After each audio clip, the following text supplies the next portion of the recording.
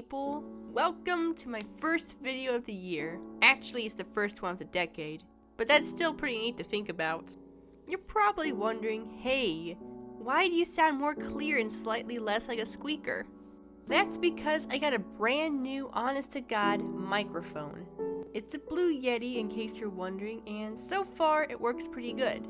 It's a lot better than recording straight from my computer, that's for sure. But enough of that, let's talk about the painting. So, if you've been following my Facebook page and are actually seeing my posts, you should know that I'm doing a new thing this year. The Lord told me to start posting verses for each month and to make art based on those verses. For example, this month's verse is 1 Corinthians 5:7, which says, "Get rid of the old yeast as you really are, for Christ our Passover lamb has been sacrificed." So I take that verse and I meditate on it. I think about what it could mean, how to turn it into art, and stuff like that. I make sure to write down and draw out any ideas that I might have. I really wanted to paint somebody holding an umbrella. I think that umbrellas are quite interesting. They can range from looking mysterious to cutesy.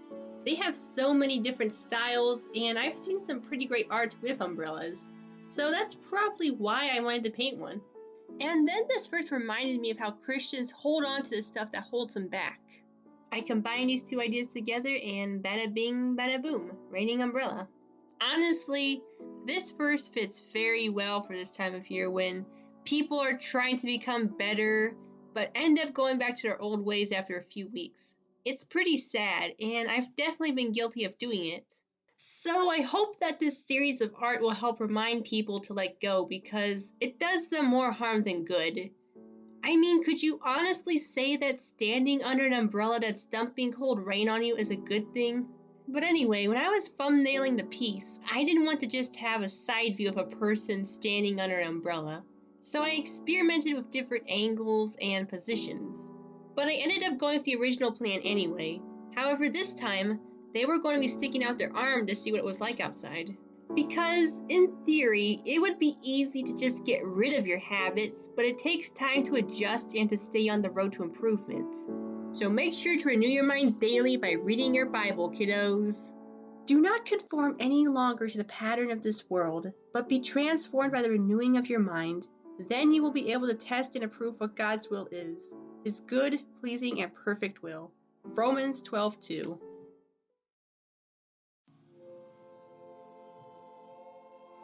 Alright, so again, if you've been following on my Facebook page, you probably know that I'm also posting a color scheme for the month to make my art with. How did I pick these colors? Well, first I think about what each month reminds me of, and January reminds me of night, because New Year's and all that. By extension, that makes me think of galaxies, which makes me think of purples, blues, greens, pinks, and flecks of stars. So then, I went to Walmart and bought the colors that made me think of that. It's not completely arbitrary. I still think about what colors would be best. For example, I knew that I would like to have dark, cool colors for backgrounds, shading, etc., and warmer, brighter tones for flowers, lighting, skin, little details, and all that other fun stuff.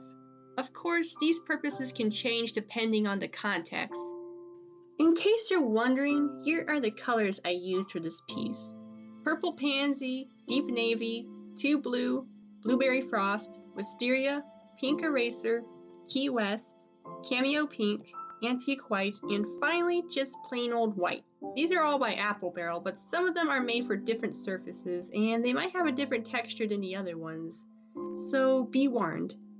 But now that you know how I picked my color scheme, let me tell you how I applied it. I chose to use Key West as my sky because it's bright and cheery, and I think that would be a nice contrast to the dark and sad 2 Blue that I used for under the umbrella. I decided to add just a bit of watered down 2 Blue to the bottom of the sky to make it more interesting and not so boring. I also decided to add some Cameo Pink to the top of the sky because I thought it would make it look better. And it did. I chose to make the figure deep navy so that they would stand out from the background. I used Blueberry Frost and watered down Cameo Pink for the lighting, and very opaque Deep Navy for the shading. I also used Pink Eraser for the transitions between dark and light, and for the color in the hair. I also used Purple Pansy for the eye and Key West for the underlighting. I was trying to add all the colors that were in other places so that the figure would be more unified, while also remaining dark and cold. For the arm that was sticking out, I used Cameo Pink as the base, Wisteria and Purple Pansy for shading, Antique White for lighting, and Key West for the underlighting. I wanted the arm to be warmer and lighter because it wasn't under the umbrella anymore, obviously. To be honest, I don't know what I was thinking with this hand. I wanted to do something classical. You know how Renaissance paintings have very fluid hands that sometimes reach towards something but still look super graceful? That's what I wanted to do. But I couldn't find a good reference photo. So I made this, whatever this is, because it was easier to do. It ain't the best, but at least I tried. I didn't even try to define the other hand all that much because I didn't think it was necessary to do. I just assumed that people would know that it was a hand holding onto an umbrella. Plus, it was positioned in such a way where you couldn't really see the fingers, so I just didn't worry about it. For the umbrella, I used Purple Pansy as the base. For the lighting, I used Wisteria, Pink Camo, and Antique White. I used Pink Eraser and Key West for the line things that umbrellas always seem to have. I know it's not accurate to real life, but I still like it. I just wanted a way to add more colors into the umbrella so that would fit into the color scheme more. I chose to go with purple because I thought that was dark enough to stand out from the background and would contrast nicely with the bright and cheery colors. Plus, I haven't added purple anywhere else besides the arm, and I wanted to balance things out. I also think that purple can be a very devious and gloomy color. Color meaning changes depending on context, culture, person, etc. But in this particular context, I find it to be a very fitting color. For the point that umbrellas usually have on top, I used Deep Navy for the base and Blueberry Frost for the lighting, which I later changed to Antique White to give it more balance. Also, I used Key West and Pink Eraser for the underlighting and rim lighting. Of course, I couldn't forget to add the actual raindrops. So I took a tiny detail brush, dipped it in Blueberry Frost, and splotted the drops in the dark blue space. After that dried, I did the same thing again, only I used Key West and I put some on top of the figure. I made sure not to put too much on because I wanted people to be able to make out certain parts. For the flowers, I used Purple Pansy as the base to spread out the color. I used Pink Eraser for the actual flowers. What I did was take a filbert brush, dipped it in paint, and then made half circles and placed them side by side to make them resemble buds. I then applied Cameo Pink to the top of the flowers to make them more dimensional, as well as some 2 blue on the bottom to make them more shaded. And I added some Key West for color, of course. I also decided to paint some leaves that were sticking out to make them look more like actual bushes. I used Blueberry Frost for the base of the leaves, Deep Navy for shading, and Key West for lighting. I added the flowers because I like flowers, and I think that adding flowers to your picture makes it 10 times better. Plus, the flowers represent growth, as in you grow as a person. Get it? I chose to make roses because they're fun and easy to make. I also really like roses in real life and how much color variety they have. I chose to give them Pink Eraser to spread that color out.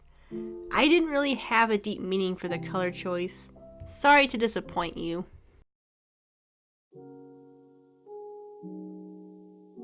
What I do now is take some colored pencils and or paint and fix or add little important details. So I took a pink colored Prismacolor pencil and a dark blue one and added outlines and extra shading. I don't know what the pencils are called, I just picked ones that I think would fit the best. To be honest, I find pencils better to use than paints when it comes to tiny details.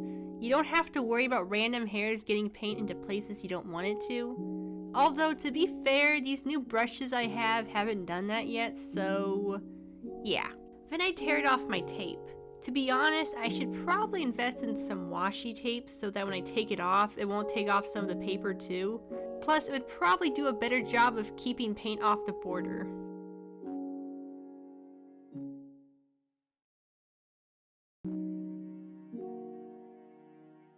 I'm pretty happy with this piece, and I had a lot of fun making it. So, to recap, this piece is about letting go of the stuff that holds you back. It's easy to stop these habits in theory, but it's not always easy to stick with the change. Change is a process that takes time, and you shouldn't feel bad if your progress is slow. Just stick with it. Thanks for watching, folks. I really do appreciate it. If you want a copy of this painting, you can buy it from my art pal as well as some other works. Link is in the description below. If you want to see more stuff to encourage you and teach you, you can follow my blog, Facebook page, or Twitter where I post that kind of stuff, which is also in the description. But anyway, God bless you and go create.